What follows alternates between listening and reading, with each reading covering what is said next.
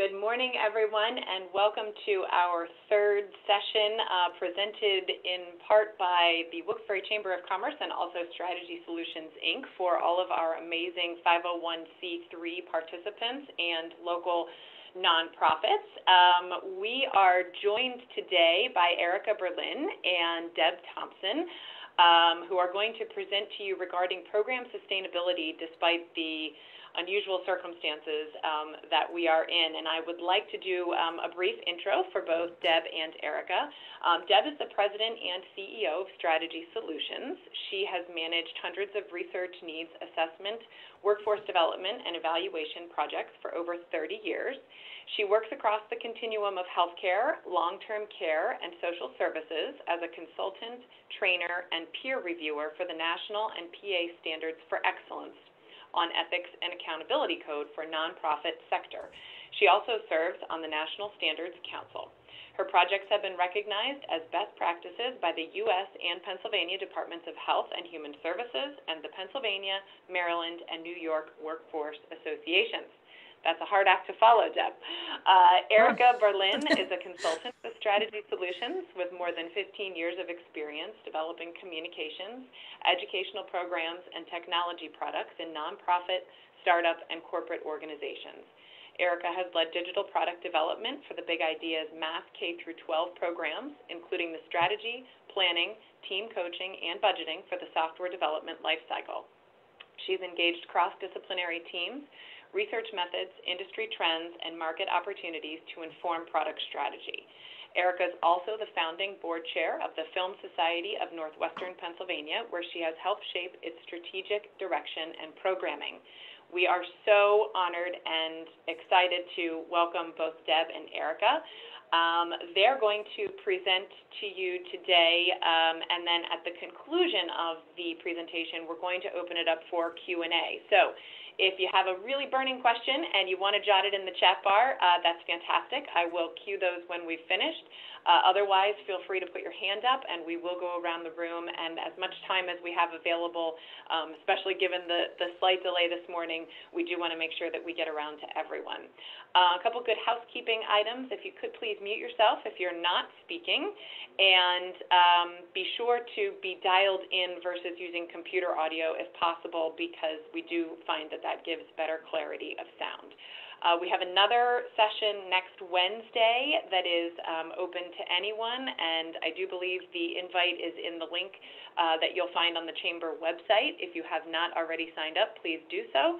And again, we're just so thankful to the Chamber of Commerce and to Strategy Solutions for putting this incredible content together. So without further ado, on behalf of Jason Natopsky and myself, I would like to turn it over to Erica and Deb.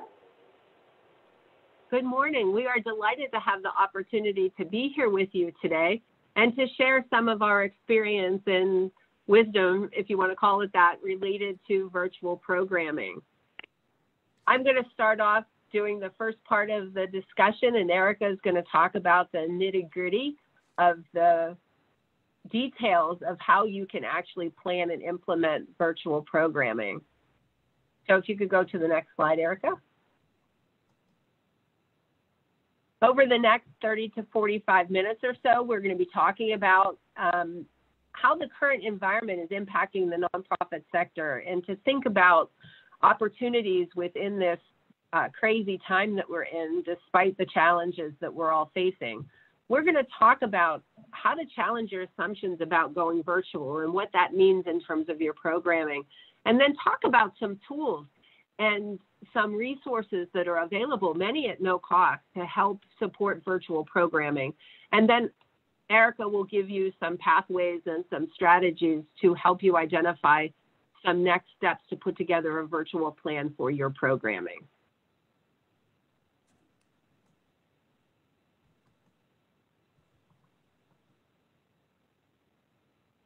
So just a little bit about Strategy Solutions. We actually work within and across sectors. The mission of our company is to help create healthy communities. And we find that our cross-sector work helps inform the support that we provide to organizations. So we're hopefully going to give you a little bit of a perspective across industry sectors within nonprofits. Go to the next slide, please. So our world has really changed. And as we hear people talk about where things are because of the COVID crisis, and I've heard so many people say, well, when we get back to business as usual, now people are starting to talk about the words a new normal. And a colleague friend of mine and I were doing a workshop for healthcare professionals, and he was actually suggesting that maybe we need to start looking for a better normal, because we're not going to ever go back to business as usual pre-March 2020.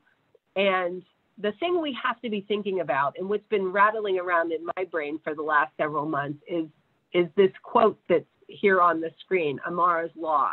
Bob Amara was a futurist and the former CEO of Institute for the Future. And he used to talk about this all the time. We have a tendency to overestimate the impact of phenomena in the short run and underestimate it over the long run.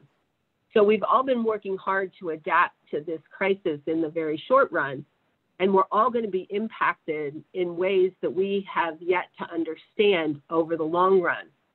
And it's really our job as strategic thinkers and professionals to take a step back and say, how is this environment going to be changing, and what's the world going to look like down the road? And we cannot underestimate how this is going to change our practice moving forward. Go to the next slide, please. So one of the things that we have to be really mindful of is that even before the COVID crisis, nonprofits have been living on the edge for a long time. This research study done by the National Council of Nonprofits in 2019 actually suggested that 75% of nonprofits are in a situation where they would be running out of cash in less than 6 months, even before the pandemic.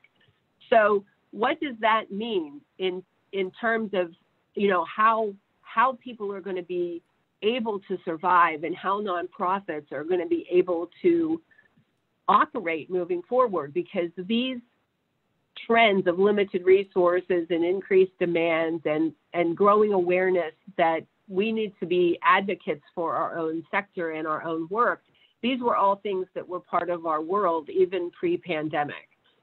So, of course, we're going to be impacted by these, and many nonprofits are at this point at risk and could be at risk of closure. We've heard estimates that, up to 50% of nonprofits could be facing closure as a result of COVID. I think that some of those estimates are overblown. I don't think it's going to be that bad, but I do think that many organizations are going to have to question their sustainability moving forward.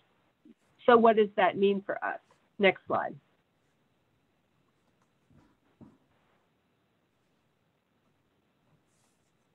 There are many trends that we should be thinking about. Several of these that are highlighted in blue are ones that relate to the technology sector. So these were trends that were facing us, new networking platforms, the need to look at how artificial intelligence is going to be impacting work, more personalized giving, the use of cutting edge technology.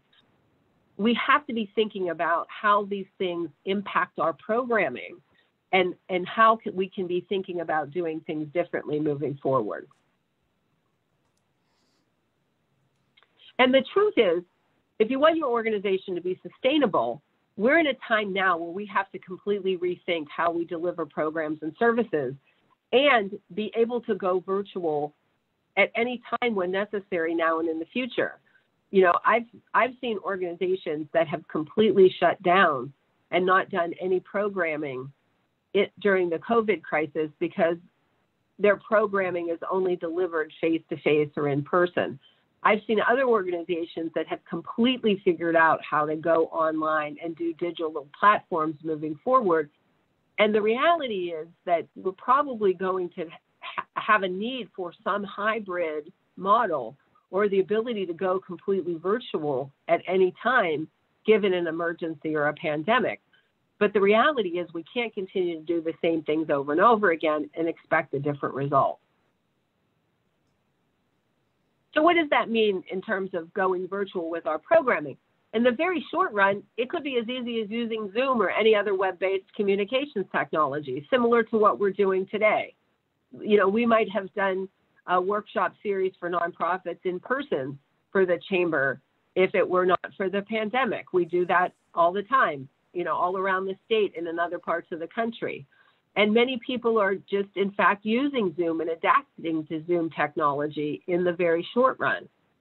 However, over the longer run, the next slide talks about the fact that we should be thinking about a little bit of a more complicated approach to that, and really thinking about how technology could and should be utilized in our programming in a meaningful way. So Erica's going to be talking a little bit about how do we do this, and what is it that makes it possible. So we start this virtual programming by revisiting our logic model, then analyzing the program work process flow and updating it for virtual delivery, and then utilizing tools and resources to be able to make the programming not only virtual, but accessible across time. So the next slide talks about revisiting the logic model. Every nonprofit program should have a logic model. And if you need a primer on logic models, please feel free to ask some questions at the end of our workshop today, or we'd be happy to send you some additional information about what a logic model is. But it is a graphic representation of what is going on in your program.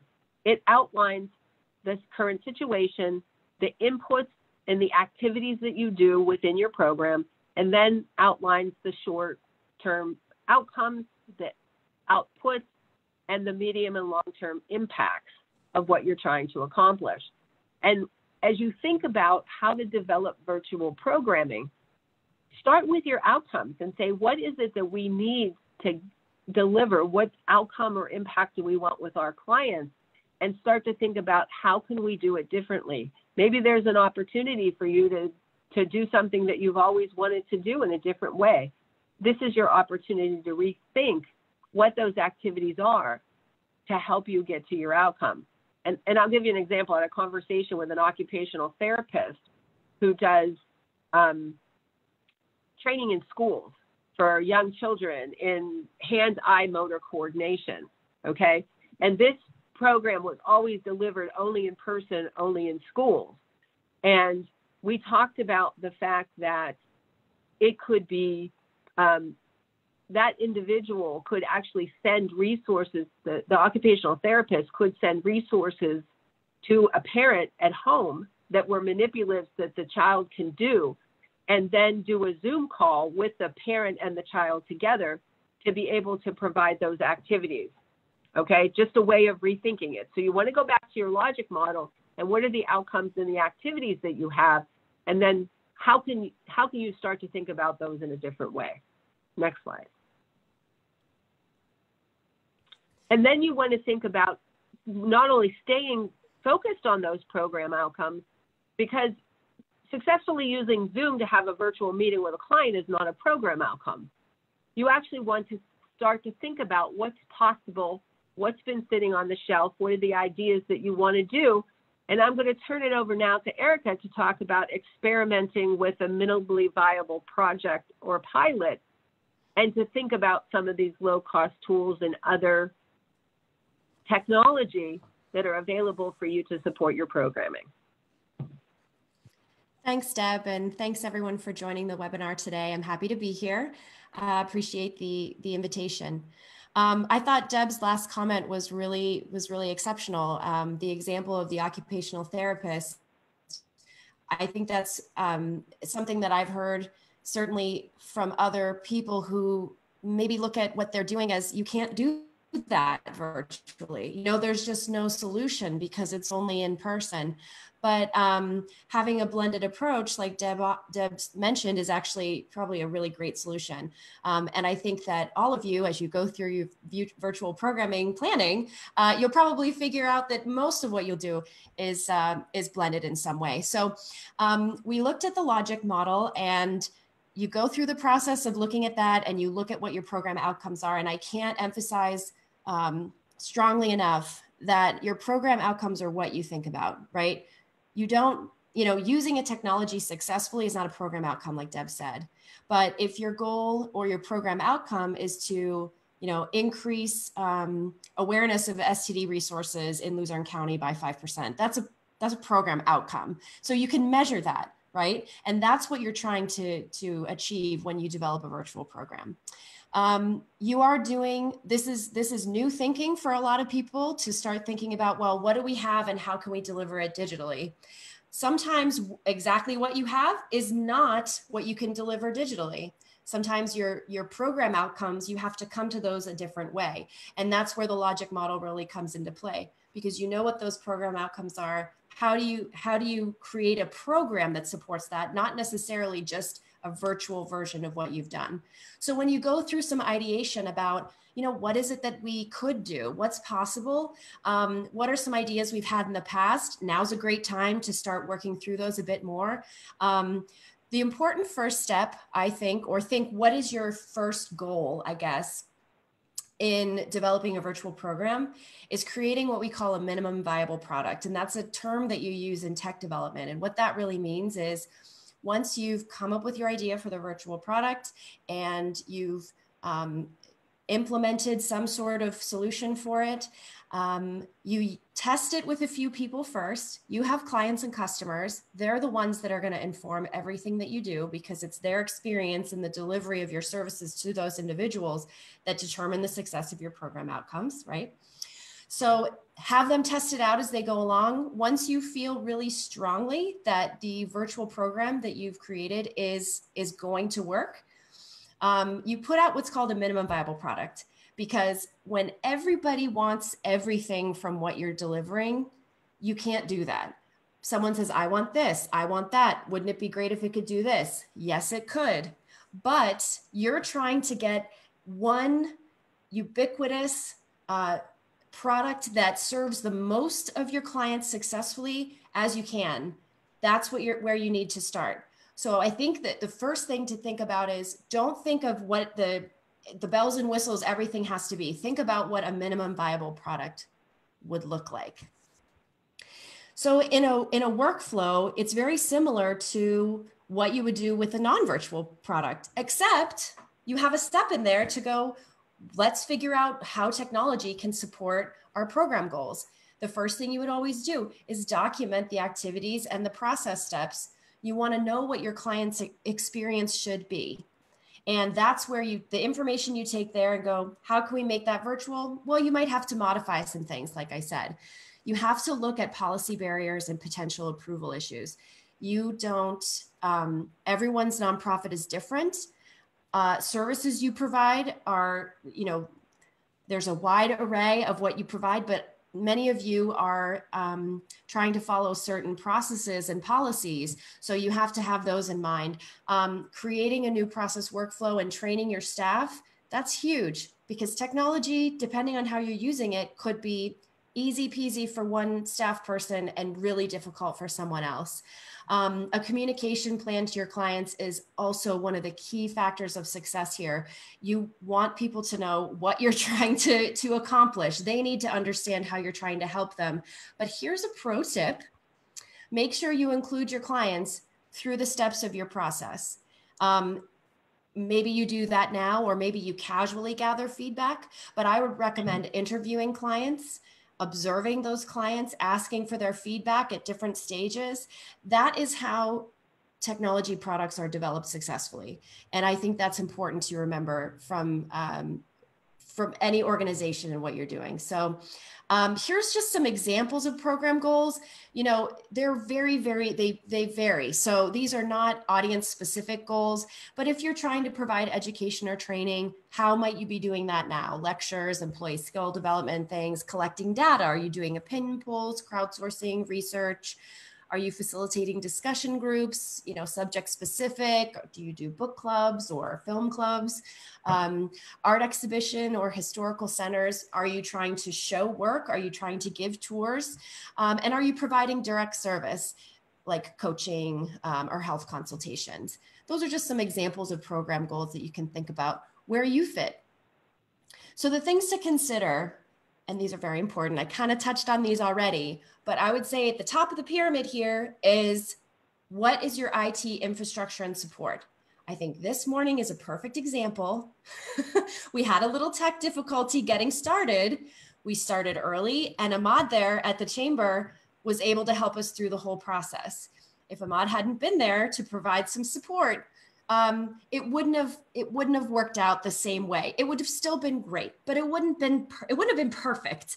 And that's what we want it to be. So make sure you think about, if you're going to implement a technology solution where you're doing live, live Facebook broadcasting, or if you're running a Zoom meeting or any kind of live situation, you need to have support involved. Also, what are the devices that your clients are using? What are you using in your organization? You have to be able to support those devices, because if let's say you're trying to report back to a funder that you've successfully completed this program. Well, we had this big idea, you gave us this grant to run this program, but it turns out that 50% of our clients didn't have a device that worked with the program. Oh, well, we probably should have thought of that in advance. So make sure you know what kind of devices and what kind of internet access, if needed, your clients have. Think through all of that first. You really need to validate your audience capabilities before you start this process. Also, what are all the materials that you use to deliver a program?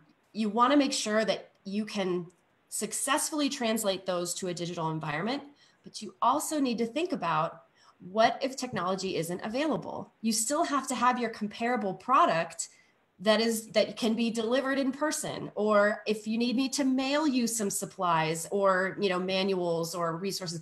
So you have to have your backup plan when your technology fails. So that's part of the planning you need to do. When you create a technology product, kind of like if you think of a social media environment or any online forum that you might use, anywhere where you're bringing people together, a technology product creates its own set of norms over time. And that's expected. You may come in and say, this is exactly how the product's going to be used. This is how people are going to talk about it. This is what our clients are going to expect. And this is their experience. Well, sometimes things evolve. So you have to evolve with it. And you have to provide the space for people to connect. So for example, we're on Zoom right now.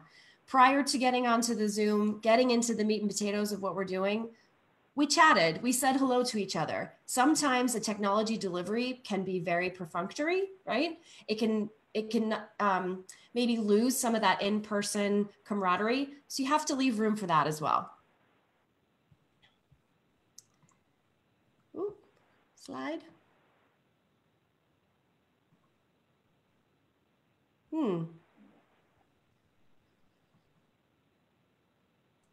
See how technology is not always reliable. It looks like we're having an issue advancing the slide. There we go. There we go. There we go. Okay. So there's a lot of different tools and techniques when you're thinking about going virtual and utilizing technology. In particular, what kind of restraints do you have in using technology? Yes, but don't ever feel like you're held back because you don't have a device or you don't have experience in technology. Maybe the only technology staff you have in your building are people like Ahmad, or like an IT professional. And that's fine. That person can be very informative and can help in the support of your product.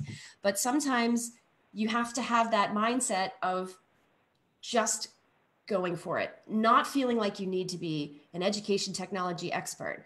We all use it. Just, again, stay focused on your program goals, but don't let that hold you back if you don't have a tech professional on your team. So when you choose your technology, we talked about this a little bit before. I would say my first tip for everybody is that if you are part of an organization that has a national organization, like you have your local branch of United Way and then you have United Way, always go there first. See what they're doing. Have they created guidelines for creating virtual programs? That kind of goes back to, what are the policies and processes you're trying to adhere to? Well, going to a national organization that does what you do, you're going to get a lot of information. So try that. Also, you may have the opportunity to utilize a technology that's kind of big, maybe. You know, it might be a big, expensive tech product, but maybe you can access some of those resources and use a tech product because you're an affiliate of that organization. I'll give you an example from my own life. So as Elise said, I am I'm the executive director now of the Film Society of Northwestern Pennsylvania. We're a nonprofit organization. One of the things that we do is we provide location scouting assistance for film productions and television productions when they're coming to our area. So they contact us and they say, you know, what locations do you have available? We tell them. But there's an organization called Real Scout, and it's a national software database. And because we are associated with the Pennsylvania Film Office, we have access to their software for free. So we can integrate that database on our website at no cost because we're an official affiliate of the Pennsylvania Film Office and they have access to that software. So it's a really smart thing to do. When you're looking for technology, again, simplicity, ubiquitous, what is something that can serve the most amount of people with the least amount of onboarding, I guess you could say, because those are all things that can get in your way. What is the customer support that's available? I don't know about you, but if I've had trouble in the past with certain devices, it can be very difficult to pick up the phone and call Apple. So you're not calling Apple. And when your customer is having an issue with their device that they're trying to access the app that you're using to deliver your programming, they're maybe calling Apple. They're not going to get any support, right? It's going to potentially be a lot of time. If they're going to pick up the phone or send an email, they want to talk to somebody right now or within a few hours and that's what we all expect, right? We all want that kind of support. So it's a very important piece that you know how you're going to support those folks. You also want to know, you know, what can inform you about that usage? What are the ways to track the analytics of how long people, what devices they're using? You want a software or a hardware product or an app that tells you the usage. Because again, if you can't prove that people are using your product or prove some effectiveness, you're not going to feel comfortable going back to a funder and saying, yeah, we tried it, but we have no idea if people are using it. You want to make sure you can do that. So let's go back to some of those program goals. Oops. Okay, so let's go back to some of those program goals, right? The simple tech solutions, and these are just examples. If you're doing education or training, like lectures or employee skill development, some of your tools could be learning management systems or live streaming like we are right now. If you're collecting data, you could use promoted surveys, Google form polls, existing social networks. There's a lot of great ways that you can get to collect data. If you're facilitating discussion groups, there's messaging apps, discussion forums, video and audio conferencing. A lot of these tools are free. Art exhibition or historical centers. Your tools could be virtual tools and interactive maps. I'm going to give another example from my life. Right now, I would be returning from a vacation in Alaska. Actually, it was Sunday. I was supposed to be returning. But of course, the trip was canceled, as many were. But because it was canceled, I daily was receiving emails from the expedition company, and they said, here's your virtual experience for the day. So even though I wasn't on vacation, they wanted me to have a virtual experience.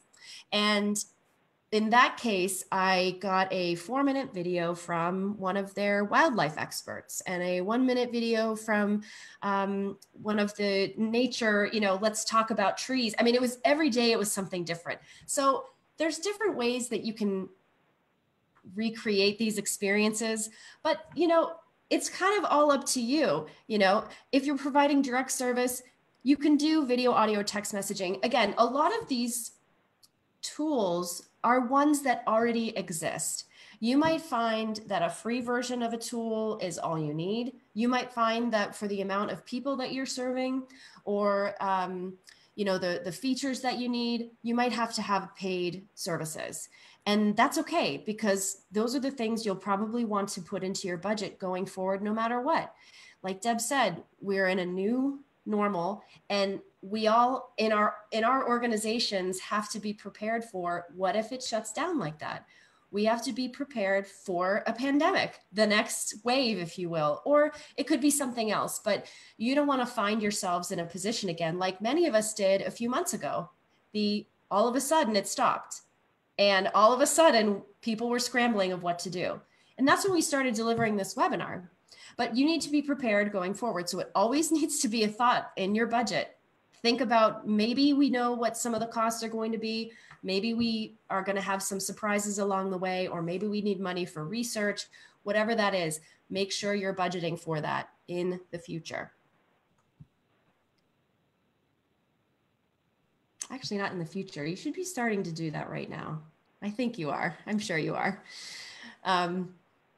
So the one example that I wanted to provide was in your education and training. Learning management systems are a really, really excellent way to manage users that are accessing your product, to deliver multimedia content that's not just video. That could be surveys or assessments or digital manipulatives. They also provide a social service. You can connect if you want your users to connect to each other. You can do that. If it's a solitary experience, they can do that as well. You can also personalize experiences for different subgroups of your clients.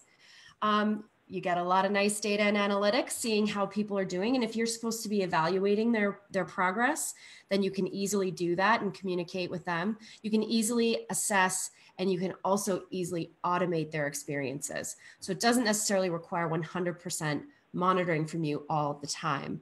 However, in this case, you need to think about learning management systems in a different way. Do you want a cloud service, or do you want something that's open source? Open source is, you get a bunch of code and then you have to have tech people make it what you want it to be. If you have a group of developers and they're eager, wonderful, that could be the right thing for you, but it's heavy on the tech support side, on the functionality side for you. Cloud is very different. It's managed by, the service provider. It's all hosted on the cloud. You don't need to host it in on your own servers. They're doing product maintenance and updates all the time. It's a really nice solution. If it financially makes more sense based on the size of your organization, that's definitely the way to go. You want to see, does it have all the features that you need? Do you want an internal or external product? Does it comply with the policies and processes that you are trying to adhere to? For example, I'm sure most of you want to create virtual products that are ADA compliant. You don't want to discriminate, and you want to make sure that your products will serve all of your customers equally. Well, you want a cloud service, I would say go cloud for this, that has all the ADA compliance. I will say that if you think about cost, the one thing I will tell you is making all of your material ADA compliant.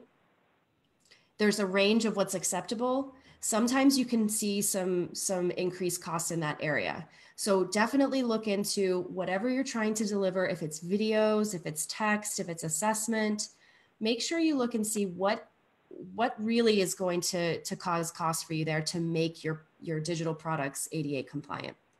There's a lot of resources out there though. And can it expand? Can it grow for you? You're going to create an MVP. Okay, that's going to be very minimal. That is not necessarily at that moment going to serve hundreds of thousands of people if that's your goal. Well, will the product be able to expand with you? Like I said, if you don't have internal developers that are going to be managing an outsourced product, open source product, then use something that can scale with how you're growing. So some examples of learning management systems, and they're all different and wonderful in their own ways.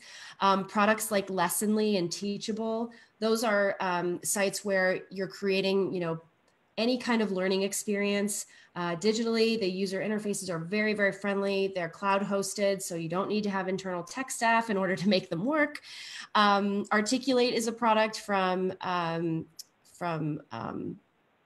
Adobe Captivate is from Adobe. Canvas is a big open source product if you want to go that way, and Brightspace is another. So I would say do research on these things, and if that's the area you're going, this is the example that I'm giving of education and training programs. But do a lot of research once you kind of choose where you're going to put your virtual product energy. There's a lot of really great resources out there, and of course, Deb and I are available to consult with you if you want our opinion on some of those things. The final, just the takeaways from the presentation are, again, don't wait, do it now. You're in this webinar because you're really interested in how you can start moving forward, but just don't hold back. Don't worry if you're not tech experts. Focus on your program goals and have a bias towards action. Empathy is a really important piece here. This comes in looking at talking to your staff who might be delivering program and your clients who might be receiving program. You really have to get into their shoes before you're going to create any virtual program that is effective. What is their experience like? The other day, Deb and I met with the Sight Center of Northwestern Pennsylvania. And so you have folks with low vision, and how do they use technology to improve their quality of life? And we were thinking about how can you create a new program for them that's really effective? Well, you can't just talk to them. You have to watch someone who is low vision use a technology device. Okay. You can't just say, how does that work for you? You have to watch them manipulate something. So build really a deep empathy for your clients. Experiment a lot. Use free tools to create experiments. Even if it's just, I'm going to put together this training program. It's going to be, one course of a whole series. I'm going to test it. I'm going to send it to my colleagues, but I'm also going to send it to a small group of my clients just to get their feedback on what the experience was like. Keep experimenting. Whenever you create a technology product, it needs constant attention, because as we talked about, customer support is important. Anyone in your building should be able to say, yeah, I know how that works. I know who to put you in contact with to help you with your problem. Everyone needs to be aware that it's out there at all times. Truly, at the end of the day, though, the success of your program is based on who is running it. It's human powered. It may be facilitated by technology, but it is absolutely human powered. So make sure that your staff is informed, make sure you're up to date, make sure that your software is continuing to meet the needs of your clients, and that you have a strong empathy for what their experience is. It's really about you to make your virtual program successful. So, in conclusion, we really thank you for your participation. I think we went maybe a little bit longer than we should have, but you can always reach out to me or Deb. We definitely can do consultations with you to talk about what your needs might be. We're absolutely available to talk to you for a free consultation. Wow, I heard free. I mean, the name of our program that we've been running is the 501c free, so that dovetails very nicely. And I do hope that everybody on the call takes sincere advantage of what Erica and Deb are offering, because I think that the years of industry knowledge and expertise, coupled with what you guys have really quickly gotten your arms around from this unprecedented time and what we're able to actually do, that I think, I'm always a fan of looking for silver linings. And I always say, what is it that we can find in these challenges that really are opportunities that were kind of just disguised? So if nothing else, I think it's the ability for, the like-minded folks to get together and kind of work with each other to ideate and come up with some really outside of the box, really innovative ideas, and then share them, because everybody's trying to do the same thing. So And it's absolutely possible to do. It's absolutely possible to do. Yep. So with that, I'd like to open it up to any questions. I am going to pull down my chat bar here and see. Let's see. I usually like to cold call, but I do that on like corporate webinars just to make sure people are paying attention. So I'm not going to do that today and put anybody on the spot, but I do see that we have several attendees from some great organizations here in Luzerne County. One of the things that, you know, we were kind of chatting before we got on the call, and I thought, you know, what are some of the programs that can be developed that are, you know, kind of in spite of these set of circumstances that we have with the resources and the technology that we have available to us? What are, you know, if either you, Deb, or Erica want to speak to some of those possibilities and maybe they're not thinking of? Well, so Erica, I'm going to say, talk about how the Film Society adapted Filmgrain to become a virtual program. Sure. Okay. So yeah, so this is, now I would say that the Film Society, we're very lucky because we do a weekly film series. Actually, it's a dinner and a movie series. When the, you know, when the pandemic shutdown started, we of course could not do that anymore. So we thought, how do we continue to serve our audience? We serve people in the Erie community.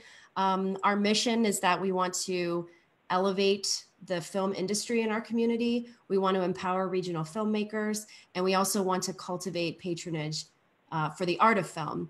And we have a really strong audience of people that love to see the films that we're showing. We have a really great curation process and a great program director. So we thought, how can we do this? Well, again, you looking to the bigger industry, what's going on out there that we can bring to our program here in Erie or into Wilkes-Barre? A lot of the film distributors decided they wanted to start trying virtual programming.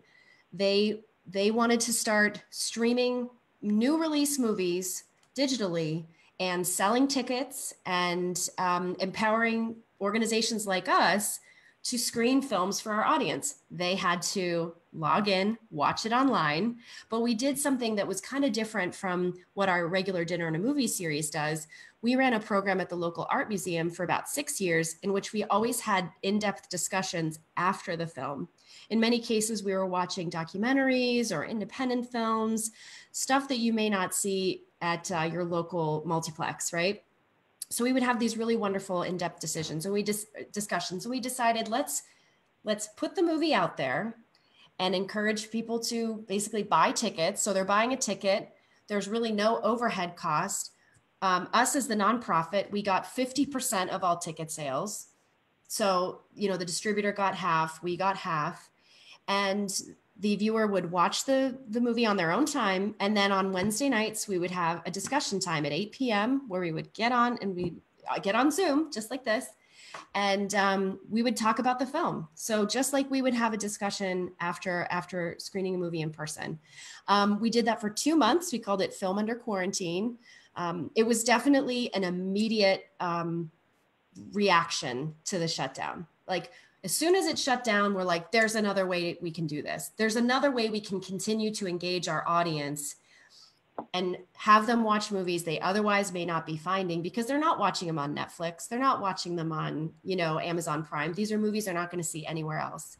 And our audience, our customers, because we've cultivated them, they really appreciated our service. So that's what we just did. And, you know, there's other, I mean, Deb might have another suggestion too, but. Well, and right. And there's actually a chat question here that says, love the film series idea as the 2020 finally starts to close, worrying a little bit about virtual fatigue specific to fundraising events, because a lot of people are doing, you know, socially distant middle ground. And, you know, what are some ideas to do some middle ground programming? So here's, I actually watching, you know, one of our local one of our local nonprofits does a big fundraiser every year. That's an Oktoberfest. Okay. And and what they're doing, they're actually doing a hybrid approach to that. They're creating a process where they're doing timing ticketing to do social distancing events. So in a space where they would have, 1,000 people in a community center and under tents, they're actually limiting the amount of people that can come to the venue to 200 each within 2-hour spaces where they're doing tickets for that. They're going to be live streaming entertainment at the same time, and they're going to be doing both virtual and in-person simultaneously, like basket raffles and auctions. Okay, so that's sort of an interesting thing, okay, because it's a hybrid approach, because I can see where people might be fatigued about, too much online stuff. But I think that there's going to be the real answer there is the combination of creativity and the knowledge of what your audience is going to find interesting. So as Erica talked about earlier, your ability to sort of listen to the voice of your own customers and figure out what's going to resonate with them is going to make a big difference in how you decide what to ultimately do. Because the best answers are going to, for you and your audience, is going to be what works for them best.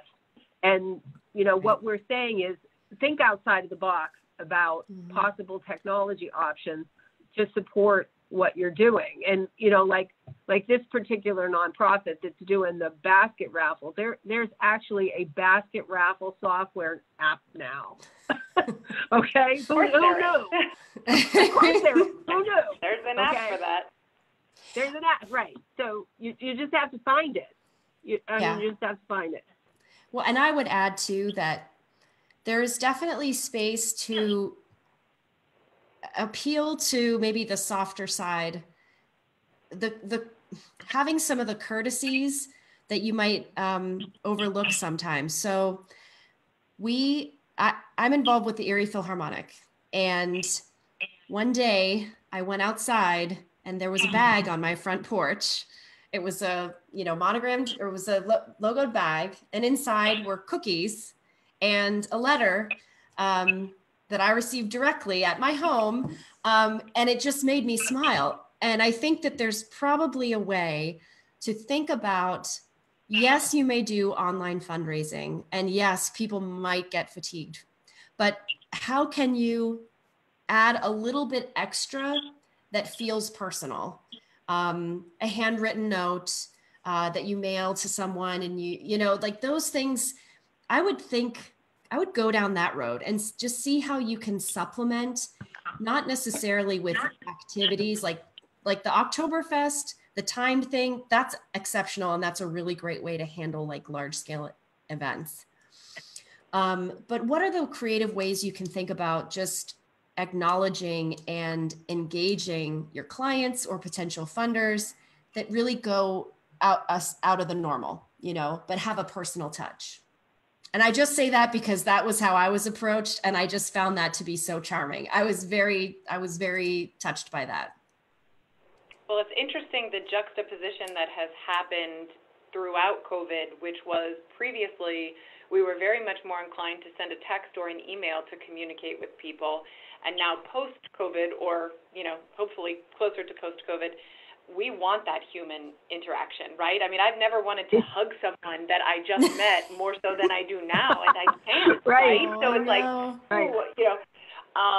and so I think, Erica, that is, it warmed my heart to hear your reaction to that, and even personal video messages that are specific to the person who's receiving them, because it's less sterile. And while we still can't do the hug and we still can't necessarily sit down without a mask, it really is creating that personal connection and tugging on the right heartstrings, and that whole, I said to everybody throughout this process, you may not have the means to be able to donate right now to something, but perhaps you have the time, or perhaps you have the connections to be able to just say, let me introduce you to someone. So, again, not thinking so specific on what do I think I can get from someone, but how can that person, more holistically help me and help us in what we're trying to do and create. So it is interesting, though, where Yes. this has taken us. And again, I hope we all